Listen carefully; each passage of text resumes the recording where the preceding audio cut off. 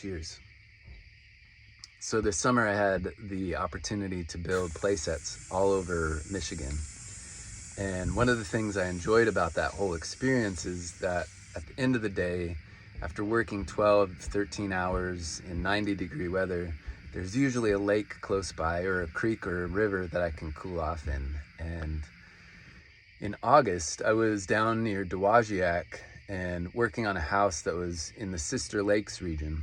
And if you're familiar with that region, there are houses and cottages just like stacked on one another all the way around these lakes. And at the end of the day, after working and putting the play set together, I went to find a spot to go take a dip and cool off, and I found a boat ramp and no boats were there, so I walked up to it and I immediately felt like there was something off about the water. It felt kind of dead and dirty, in not like earthy dirty way, but more like a toxic dirty way. And so as I was driving away from the lake and thinking about it, I was remembering my time as a mushroom farmer a decade ago.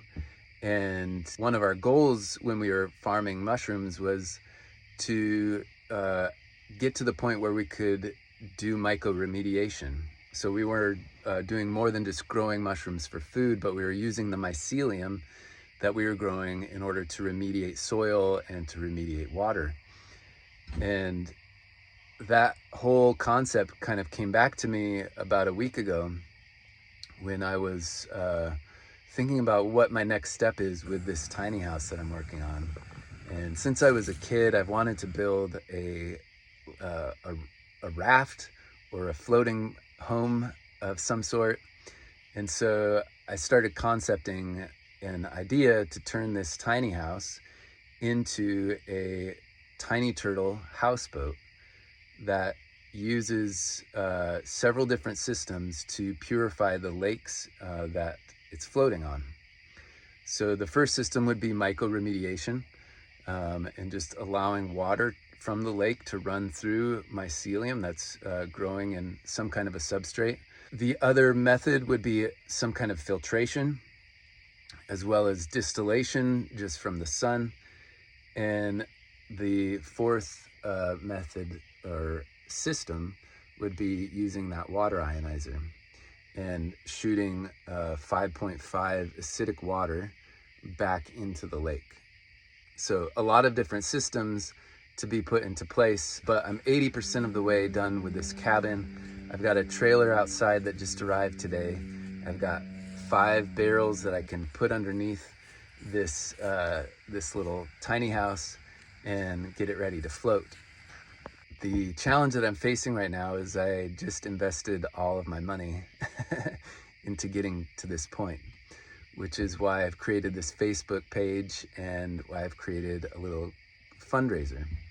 My goal is to find like-minded people who are passionate about caring for the environment, who love our lakes, and want to see solutions created to remediate those lakes and to care for them.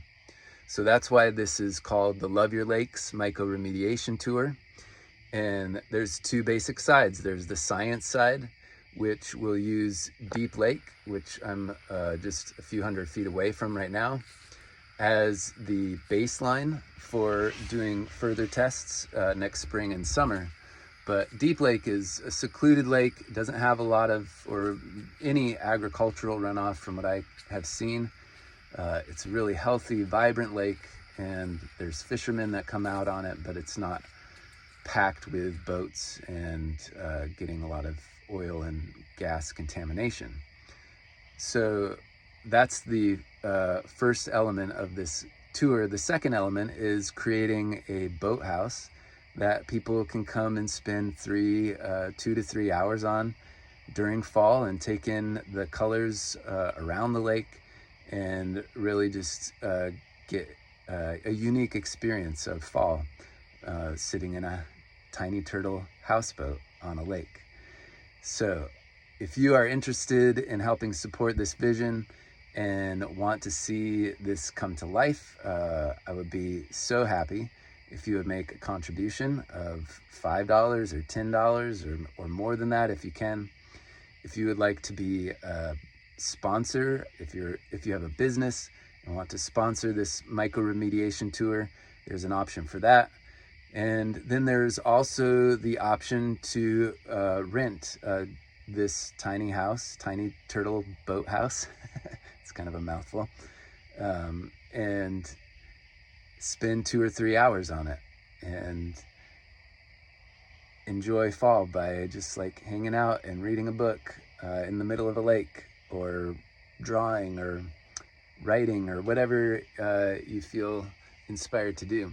But if you made it this far, I appreciate it, and I would love your support in helping remediate the lakes in and around Michigan, creating a healthier, vibrant system of lakes here in this beautiful state.